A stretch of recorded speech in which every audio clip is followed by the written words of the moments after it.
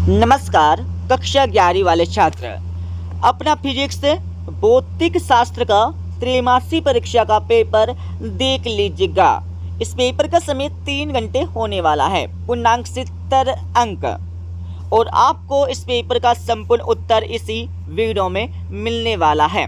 तो इस पेपर का हमारा पहला प्रश्न दिया, जिसमें सही विकल्प चुनकर लिखना होगा, जो आपकी परीक्षा में 6 नंबर के पूछे जाने वाले हैं। पहला देख लीजिएगा, निम्नलिखित में से कौन सा एसआई मात्रक नहीं है।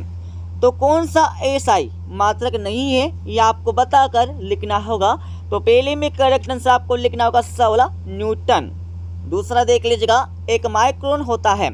तो 1 माइक्रोन किसके बराबर होता है ये आप सभी को बताकर लिखना होगा। तो दूसरे में करेक्ट आंसर आपको लिखना होगा 16 10⁻⁻6 मीटर।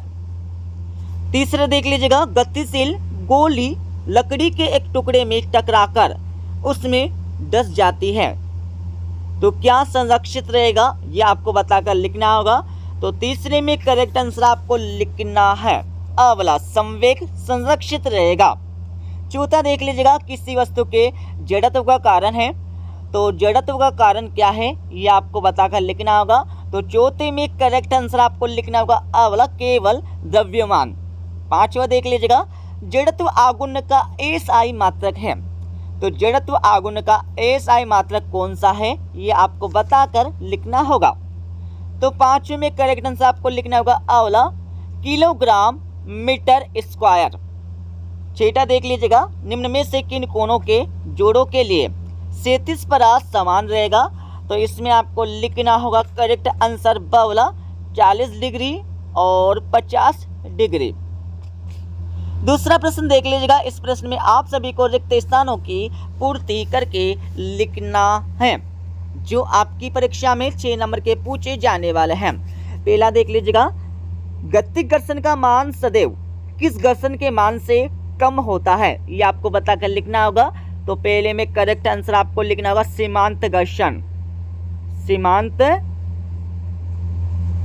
घर्षण के मान से कम होता है ये आपको लिखना होगा पहले का आंसर।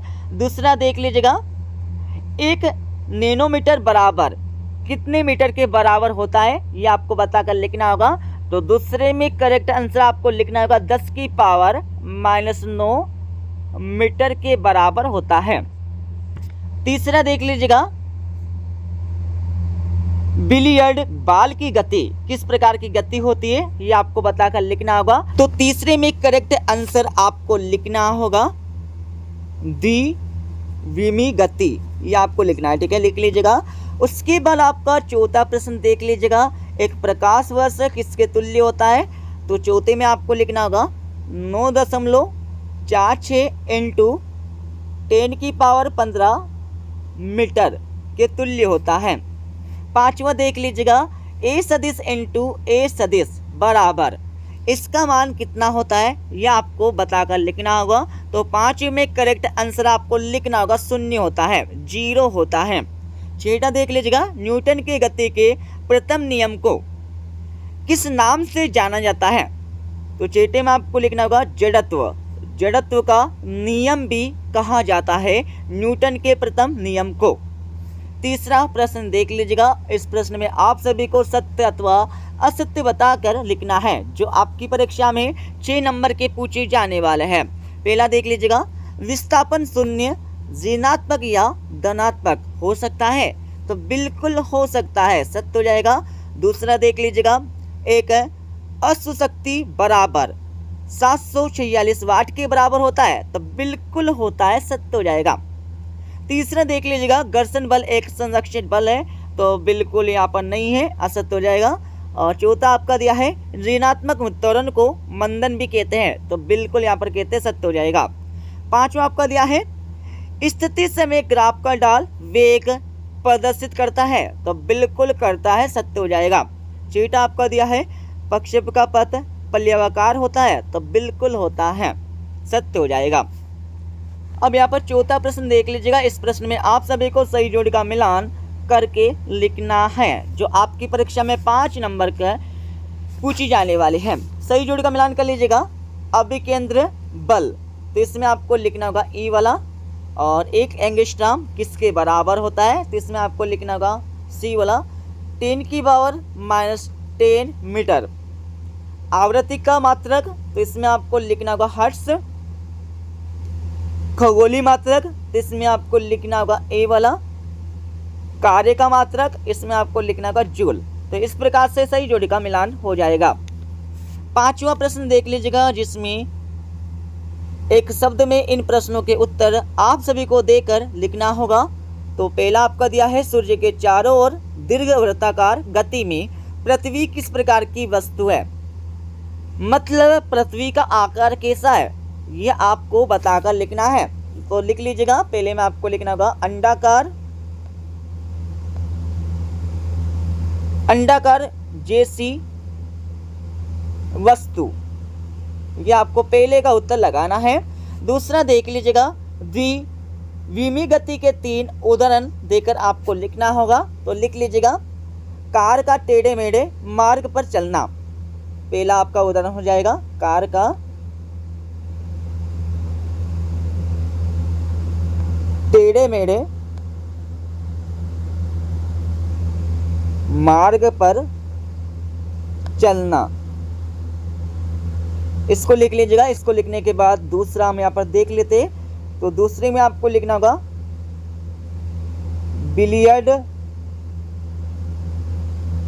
बिलियर्ड बॉल की गति, ये दूसरा आपको लिखना होगा। इसको लिख लीजिएगा। इसको लिखने के बाद हम यहाँ पर तीसरा देख लेते हैं। तो तीसरे में आपको लिखना होगा कैरम की गोटी की गति, यह आपको लिखना होगा तीसरा उदाहरण। ठीक है, अब यहाँ पर तीसरा प्रश्न देख लीजिएगा, सर्पी घर्षण एवं लोटनिक घर्षण में कौन सा घर्षण कम होता है। तो इसमें आपको लिखना होगा, क्या लिखना है, लोटनिक घर्षण। ठीक है, लिख लीजिएगा लोटनिक घर्षण। चौथा आपका दिया है, जड़त्व कितने प्रकार का होता है। तो चौथे में आपको लिखना होगा जड़त्व 2 प्रकार का होता है। ठीक है, 2 प्रकार का जड़त्व होता है।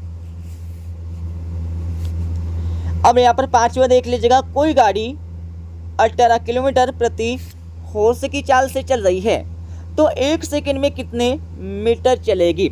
तो 1 सेकंड में कितने मीटर चलेगी, ये आपको ज्ञात करके लिखना होगा।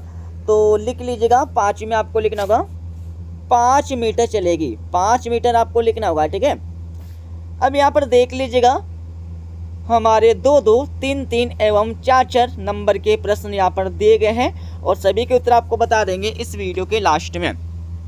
छठा आपका दिया है, कोणीय वेग किसे कहते हैं, इसका सूत्र आपको बताना होगा। अथवा आपका दिया है, अक्षों XYZ के अनुदिश एकांक सदिश आपको लिखना होगा। सातवां आपका दिया है, विमी विश्लेषण की सीमाएं आपको लिखना है। अथवा आपका दिया है, विमी विश्लेषण के उपयोग आप सभी को बताकर लिखना है। 8वां देख लीजिएगा, एक समान तथा परिवर्ती त्वरण को परिभाषित करके आपको लिखना होगा। अथवा आपका दिया है, एक समान त्वरित गति में XT ग्राफ, BT ग्राफ तथा LT ग्राफ आप सभी को बनाकर लिखना होगा। और 9वां देख लीजिएगा, साइकिल में मडगार्ड का उपयोग क्यों किया जाता है या फिर क्यों लगाया जाता है, इसके बारे में आपको बताकर लिखना होगा।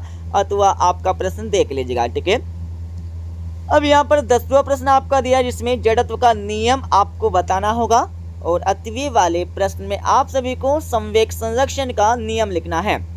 11वां प्रश्न आपका दिया है, क्रिकेट में खिलाड़ी कैच लेते समय अपने हाथों को पीछे की ओर क्यों खींच लेते हैं, इसके बारे में आपको बताकर लिखना होगा। ठीक है, और अथवा देख लीजिएगा, पहियों में बॉल बेयरिंग का उपयोग क्यों किया जाता है। तो पहियों में बॉल बेयरिंग का उपयोग क्यों, किस कारण से किया जाता है, इसके बारे में आपको बताकर लिखना होगा। और यहाँ पर 12वां प्रश्न देख लीजिएगा, किसी पिंड का जड़त्व आघूर्ण किन किन कारणों पर निर्भर करता है, इसके बारे में आपको बताना होगा। अथवा देख लीजिएगा, कोणीय संवेग संरक्षण का नियम आपको बताना होगा। 13वां आपका दिया है, भौतिक समीकरण v² = u² + 2as की शुद्धता की जांच करके आपको लिखना है। और अथवा प्रश्न आपका दिया है, सभी के उत्तर आपको बता देंगे इस वीडियो के लास्ट में। 14वां प्रश्न देख लीजिएगा, प्रक्षेप गति किसे कहते हैं? और 37 परास ऊंचाई के बराबर होती है, ये आपको ज्ञात करना होगा और गणना आपको करके लिखना है।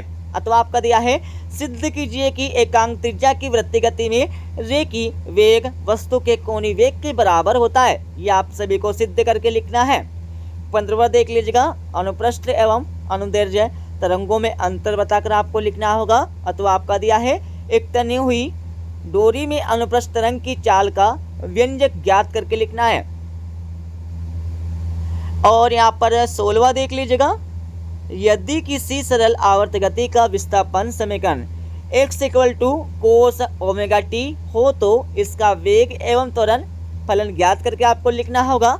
अथवा आपका दिया है, सरल आवर्त गति करते किसी कण की गति का विस्थापन फलन xt = a cos omega t + 5 दिया है, इसको सिद्ध करके आपको लिखना होगा।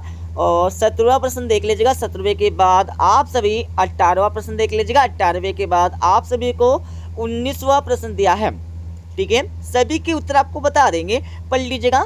और 19वें प्रश्न का अतवे का यहाँ पर प्रश्न देख लीजिएगा। 8वां प्रश्न आपका दिया है, ऊर्ध्वाधर ऊपर की ओर फेंके गए पिंड के लिए गति के समीकरण आपको प्राप्त करके लिखना होगा। और 20वां प्रश्न आपका दिया है। ठीक है, अब मैं इस क्वेश्चन पेपर का फुल सॉल्यूशन आप सभी को बता देता हूं। तो आप सभी इस क्वेश्चन पेपर का फुल सॉल्यूशन देख लीजिएगा। तो ये हमारा क्वेश्चन नंबर फर्स्ट का आपका आंसर हो जाएगा। ठीक है, जिसमें सही विकल्प चुनकर लिखना था। और नीचे वाला हमारा दूसरे प्रश्न का उत्तर हो जाएगा और नीचे वाला हमारा तीसरे प्रश्न का उत्तर हो जाएगा। ठीक है, और ये हमारा चौथे प्रश्न का उत्तर हो जाएगा, इसमें सही जोड़ी का मिलान करने के लिए बोला गया था। और 5वें का आंसर देख लीजिएगा। 5वें के बाद हम आगे चलेंगे तो आप सभी को यहाँ पर 6ठे प्रश्न का उत्तर मिल जाएगा। ठीक है, 6ठे के बाद आगे हम चलेंगे तो आप सभी को 7वें प्रश्न का उत्तर यहाँ से मिल जाएगा। 7वें के बाद आगे हम चलेंगे तो आप सभी को 7वें का 8वें का उत्तर यहाँ से मिल जाएगा। इसके साथ ही आप सभी देख लीजिएगा 8वें प्रश्न का उत्तर। 8वें के बाद आगे हम चलने वाले तो आप सभी को 9वें प्रश्न का उत्तर यहाँ से मिल जाएगा। 9वें के बाद आगे हम चलने वाले हैं तो आप सभी को 9वें प्रश्न का 8वें का उत्तर यहाँ से मिल जाएगा। ठीक है, इसके साथ ही आप सभी देख लीजिएगा 10वें प्रश्न का उत्तर। 10वें के बाद आगे हम चलने वाले हैं तो आप सभी को 10वें का 8वें का उत्तर यहाँ से मिल जाएगा। इसके साथ ही आप सभी देख लीजिएगा 11वें प्रश्न का उत्तर। 11वें के बाद आगे हम चलने वाले हैं तो आप सभी को 11वें प्रश्न का 8वें का उत्तर यहाँ से मिल जाएगा। इसके साथ ही हम आगे चलने वाले तो आप सभी को 12वें प्रश्न का उत्तर यहाँ से मिल जाएगा। 12वें के बाद आगे हम चलने वाले तो आप सभी को 12वें प्रश्न का 8वें का उत्तर यहाँ से मिल जाएगा। ठीक है, इसके साथ ही आप सभी देख लीजिएगा 13वें प्रश्न का उत्तर।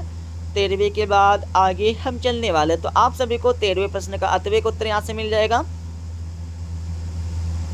और 14वें प्रश्न का उत्तर देख लीजिएगा। 14वें के बाद आगे हम चलने वाले हैं तो आप सभी को 14वें प्रश्न का 8वें का उत्तर मिल जाएगा। ठीक है, 15वें का उत्तर आपको दिया है जिसमें अनुप्रस्थ तरंग तथा अनुदैर्ध्य तरंग में अंतर बताकर आपको लिखना होगा। और 15वें प्रश्न का 8वें का उत्तर आपको यहाँ पर दिया है, स्क्रीनशॉट ले लीजिएगा। और 16वें प्रश्न का उत्तर आप सभी को मिल जाएगा। 16वें के बाद आगे हम चलने वाले तो आप सभी को 16वें प्रश्न का 8वें का उत्तर यहाँ से मिल जाएगा।